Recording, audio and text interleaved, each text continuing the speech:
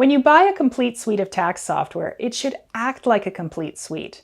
Not only does TaxCycle have a single setup program so that one install gives you access to all years and tax return types, but it also easily shares information between those returns, saving you data entry. After completing the final T1 return for a deceased taxpayer, it's simple to move the relevant information into a T3 trust return. Go to the Data menu and click the Create T3 button. Use the same feature to create T4, T5, or T5018 slips from a T2 return. TaxCycle SlipSync makes preparing returns for small business even easier. Prepare T4, T5, or other slips and publish them to SlipSync.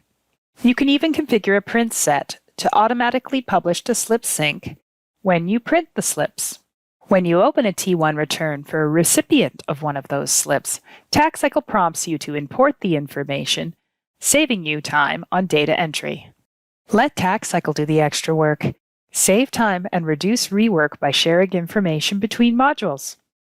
Why repeat data entry? Save time and reduce rework by sharing data between modules.